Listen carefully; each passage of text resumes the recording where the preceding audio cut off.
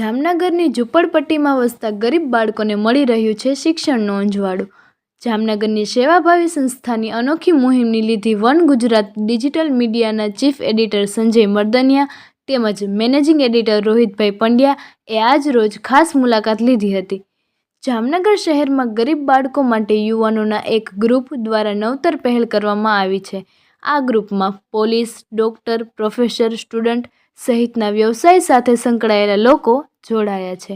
આ યુવાનો ઝૂંપડપટ્ટી અને ભિક્ષુક વૃત્તિ સાથે સંકળાયેલા પરિવારના બાળકોને પ્રાથમિક શિક્ષણ આપે છે। બાળક એ ભારતનું આવતું ભવિષ્ય છે, તેમાં પણ સાંપ્રત સમયમાં જેને ત્રીજી આંખ ગણવામાં આવી રહી છે તે શિક્ષણ મેળવવું બાળકો માટે ખૂબ જ જરૂરી છે, કારણ કે એક શિક્ષિત બાળક જ દેશનું ભવિષ્ય બની શકે છે। જો કે આજે પણ કેટલાક બાળકો સ્કૂલ કોલેજથી દૂર જાહેર ભિક્ષાવૃત્તિ સાથે જોડાયેલા છે, તો કેટલાક બાળકો પરિવારની નબળી પરિસ્થિતિને કારણે શિક્ષણથી વંચિત છે। જો કે આવા બાળકોને તક મળે તો તેઓ સારું જીવન જીવી શકે છે। એ માટે સ્વયં શક્તિ ઇન્ડિયા સંસ્થા દ્વારા રોડ ટુ સ્કૂલ પ્રોજેક્ટ હાથ ધરવામાં આવ્યો છે।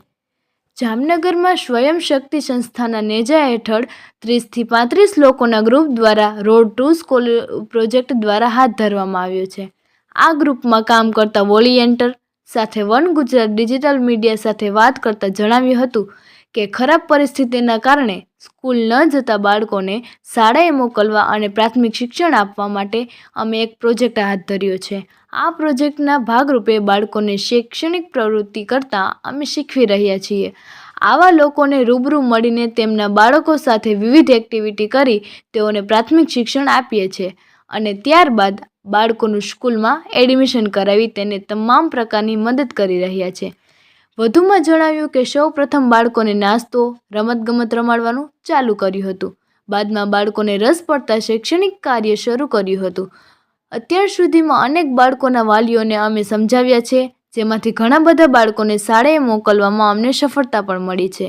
વધુમાં બાળકોમાં રમતગમત સહિત અન્ય ક્ષેત્રે રુચિ હોય તો તે પણ તપાસી અને બાળકો આ દિશામાં આગળ વધવા માટે પ્રોત્સાહન આપવામાં આવી રહ્યું છે, જેને લઈને આ બાળકોએ વિશેષ સફળતા હાંસલ કરી શકે। સ્વયં શક્તિ ઇન્ડિયા સંસ્થા દ્વારા બાળકોમાં વ્યસન મુક્તિ, બાળકોને શિક્ષણ આપવું સહિતના કામ કરવામાં આવે છે। હાલ જામનગરમાં રોડ ટુ સ્કૂલ પ્રોજેક્ટમાં 30 થી 35 સભ્યો કામ કરી રહ્યા છે। શરૂઆતમાં સપ્તાહમાં શનિવારે રવિવારે બાળકોને શિક્ષણ આપતા હતા, પરંતુ હવે બાળકો માટે એક શિક્ષણ નિમણૂક કર્યા છે, જેને આ સંસ્થા તરફથી પગાર ચૂકવવામાં આવે છે। જામનગરમાં એક એવી સંસ્થા કે જેમને એક અનોખી મુહિમ ચલાવે છે, સ્વયં શક્તિ ઇન્ડિયા નામની આ જે સંસ્થા છે તેઓ એક અનોખી મુહિમ ચલાવે છે અને એ છે રોડ ટુ સ્કૂલ। જે વિદ્યાર્થીઓ, જે બાળકો ભિક્ષાવૃત્તિ કરી અને શહેરની ગલીઓમાં ફરતા હોય છે, આવા બાળકો શિક્ષણથી વંચિત રહી જતા હોય છે, ત્યારે આવા બાળકોને શિક્ષણ મળી રહે તે માટે સતત આ સંસ્થા દ્વારા પ્રયાસો કરવામાં આવી રહ્યા છે। જ્યારે એક બાજુ સરકાર પણ શાળા પ્રવેશોત્સવ તેમજ કન્યા કેળવણીને પ્રોત્સાહન આપી રહી છે અને હાલ પ્રવેશોત્સવનો જે કાર્યક્રમો કરી રહી છે, ત્યારે આ સંસ્થા દ્વારા એક અનોખી પહેલ છેલ્લા 3 વર્ષથી કરવામાં આવે છે અને જામનગરની અલગ અલગ વિસ્તારના, જે સ્લમ વિસ્તારના, ઝૂંપડપટ્ટી વિસ્તારના જે બાળકો છે તેમને ખાસ શિક્ષણ આપવામાં આવે છે અને આ શિક્ષણ સાથે સાથે અનેક જે સંસ્થા દ્વારા પ્રવૃત્તિઓ પણ કરવામાં આવતી હોય છે। ત્યારે તેમના વોલેન્ટિયર આપણી સાથે છે, આપણે ખાસ એમની સાથે વાત કરશું। આપની સંસ્થા દ્વારા કેવા કેવા પ્રવૃત્તિઓ કરવામાં આવે છે? નમસ્તે। અમારી સંસ્થા દ્વારા અત્યારે ખાસ કરીને સમાજમાં જે અવેરનેસ મળતી હોય લોકોને, બાળકોને, એવા પ્રોગ્રામ, એવા પ્રોજેક્ટ ચાલી રહ્યા છે। જેમ અત્યારે વાત કરી એમ રોડ ટુ સ્કૂલ છે એ એમાંનો એક પ્રોજેક્ટ છે। બાકી અમારા જે પ્રોજેક્ટ છે એ પર્યાવરણને રિલેટેડ હોય છે। જે નેચરલ વસ્તુ લોકોને ઓર્ગેનિક રીતે મળે એ બાબતે અમે લોકોમાં અવેરનેસ, જાગૃતિ ફેલાવતા હોય છે। એવા બધા પણ પ્રોજેક્ટ્સ અમે ચલાવીએ છીએ। એમાંનો એક પ્રોજેક્ટ છે ઝરણું। રોડ ટુ સ્કૂલ પ્રોજેક્ટની વાત કરીએ તો રોડ ટુ સ્કૂલનો પ્રોજેક્ટમાં અમે લોકો જનરલી જે અંડર પ્રિવિલેજ બાળકો હોય છે સ્લમ એરિયાના, એ બાળકોને બેઝિક શિક્ષણ મળે અને એ લોકો જ્યારે શિક્ષણ લઈ અને સમાજમાં કેવી રીતે રહેવું, લોકો સાથે કેવી રીતે વાત કરવી, આગળ શિક્ષણનું શું મહત્વ છે, એ શિક્ષણ અગર મેળવશે તો એને જીવનમાં આગળ વધવામાં કેવી રીતે મદદ મળશે, એ બધી વસ્તુની સાથે માહિતગાર કરી અને પછી અમે એ લોકોને સ્કૂલે એડમિશન માટે મદદ કરીએ છીએ. ખાસ કરીને અત્યારે જે અમારા બાળકો છે એમાંથી ઘણા બધા બાળકોને સરકારી સ્કૂલોમાં એડમિશન મળી ગયા છે અને એ લોકો અત્યારે રેગ્યુલર સ્કૂલે જાય પણ છે. તો હજી અમારો પ્રયાસ છે કે વધારેમાં વધારે જે સ્લમ એરિયા છે ત્યાં સુધી અમારો હજી આ સંદેશ પહોંચે અને લોકો મદદ કરવા માટે આગળ આવે. જામનગરના કેટલા એવા વિસ્તારો છે, કયા કયા વિસ્તારો છે જ્યાં આપણી સંસ્થા આ રીતના બાળકોને શિક્ષણ આપી રહી છે? અમારા અત્યાર સુધીમાં ત્યાં આપણે સ્મશાન ચોકડી પાસે સ્વામી વિવેકાનંદ કેન્દ્ર છે, ત્યાં સ્લમ એરિયા છે, તે હાપા પાસે સ્લમ એરિયા છે, પછી અહીંયા સૈનિક ભવન પાસે મિક કોલોની અને ભીડ ભંજન, આટલા એરિયામાં અત્યાર સુધીમાં અમે લોકો અમારા રોડ ટુ સ્કૂલના ક્લાસીસ ચલાવ્યા છે. અને અત્યારે કરન્ટલી 2 જગ્યાએ અમારા ક્લાસ ચાલે છે. એક તો તળાવની પાળ પાસે જે મિક કોલોની છે ત્યાં, અને બીજું આ સૈનિક ભવન છે. હજી અમે ધીરે ધીરે વધારેમાં વધારે જાગૃતિ મેળવવા માટે અલગ અલગ સ્લમ વિસ્તારોનો પરિચય કરીએ છીએ અમારી રીતે, એટલે હજી વધુમાં વધુ બાળકોને અમારા આ પ્રોજેક્ટનો લાભ મળે એવી અમારી આશા છે. આપની સંસ્થામાં શિક્ષણ રહી અને કેટલા વિદ્યાર્થીઓ સ્કૂલમાં ગયા છે અને હાલ અત્યારે કેટલા વિદ્યાર્થીઓ છે તે શિક્ષણ લઈ રહ્યા છે? અત્યારે અમારી સંસ્થામાંથી 12 થી 15 ની આસપાસ બાળકો હશે કે જે ઓલરેડી સ્કૂલમાં એડમિશન મેળવી ચૂક્યા છે અને અત્યારે એ રેગ્યુલર ક્રમે શિક્ષા લે છે સરકારી સ્કૂલમાં. અને હવે અમારો હજી પ્રયાસ છે કે 3 થી 4 બાળકો હજી પણ રેડી છે, તો ધીરે ધીરે એ લોકોનું પણ એડમિશન પ્રોસેસ ને એ બધું નજીકના ભવિષ્યમાં ચાલુ થશે. તો એ પ્રમાણે હજી ધીમે ધીમે અમારો બાળકોનો સ્કૂલે પહોંચાડવાનો ક્રમ વધતો જાય છે. આપની સંસ્થાનો સ્ટાફ કેટલો છે, વોલેન્ટિયરો કેટલા છે? વોલન્ટિયર્સ તો અત્યારે રોડ ટુ સ્કૂલમાં એવું છે કે અમારે રેગ્યુલર વોલન્ટિયર્સ અત્યારે 5 કે 6 છે, પણ જેમ અમારી સંસ્થામાં નિયરલી 80-90 જેટલા વોલન્ટિયર્સ છે, જે બીજા બધા વોલન્ટિયર્સ અલગ અલગ પ્રોજેક્ટમાં કામ કરે છે.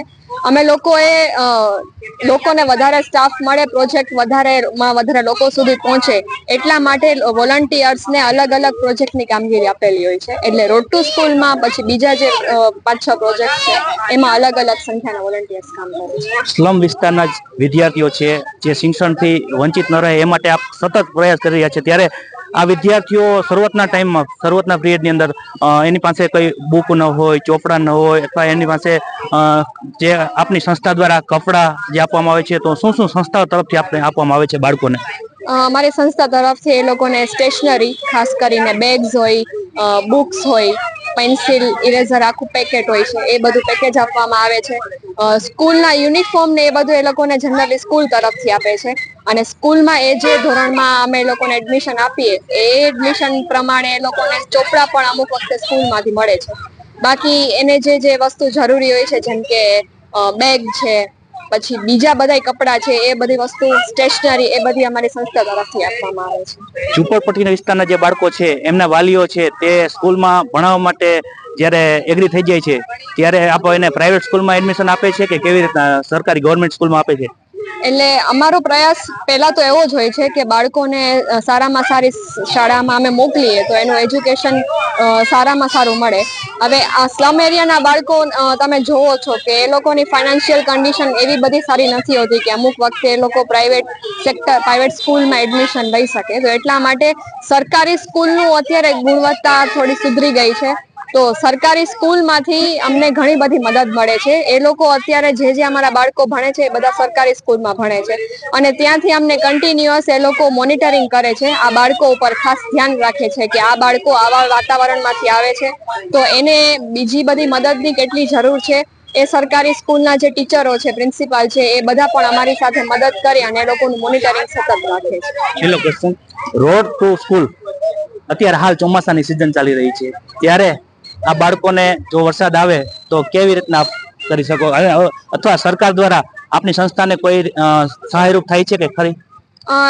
આ બાબતે હજી સરકાર દ્વારા તો બીજી કઈ વાત નથી થઈ, પણ અમારો પ્રયાસ એ હોય છે કે જ્યારે ચોમાસું આવે એના 2-3 મહિના પહેલા અમે લોકો એવી જગ્યા ગોતતા હોઈએ છીએ કે જે બાળકોને અમે વરસાદના ટાઈમે સરખી રીતે બેસી અને ભણાવી શકીએ. તો જેમ કે આ સૈનિક ભવન વિસ્તાર છે, તો અહીંયા બાજુમાં જ રેલવેનું રૂમ્સ ને એ બધું છે. તો અહીંયા જે રેલવે તરફથી એ જે લોકોનો સ્ટાફ છે એ લોકોએ અમને પરમિશન આપી છે કે ચોમાસા દરમિયાન અમે એ લોકોને એ રૂમમાં ભણાવશું.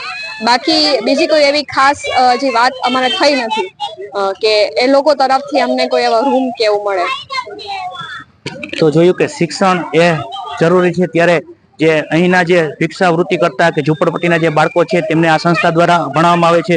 આપ જે રીતના જોઈ શકો છો, અત્યારે હાલ આ સંસ્થાના જે વોલેન્ટિયરો છે તે અહીં આવી અને આ જામનગરના ગોકુલનગર જગતનાકાથી આગળ જે રેલવે ટ્રેક છે, રેલવે ટ્રેક પાસે અત્યારે તેમને શિક્ષણ આપવામાં આવી રહ્યું છે, તે આપ જોઈ શકો છો. અને સામે જે ઝૂંપડપટ્ટી જે વિસ્તાર છે તે આપ દ્રશ્યમાં જોઈ શકો છો કે હાલ આ ઝૂંપડપટ્ટીના જે બાળકો છે તે અહીં શિક્ષણ લઈ રહ્યા છે, તે આપ દ્રશ્યમાં જોઈ શકો છો. એક ખરેખર સરાહનીય જે મુહિમ કહી શકાય, કારણ કે જે બાળકો છે તે શિક્ષણથી વંચિત ન રહે એ માટેના સતત પ્રયત્નો કરતા હોય છે. ત્યારે આ સંસ્થાને ખૂબ ખૂબ શુભેચ્છાઓ વન ગુજરાત ડિજિટલ તરફથી પણ આપવામાં આવે છે. રોહિત પંડ્યા સાથે Sanjay Mardaniya, one Gujarat digital media, Jamnagar.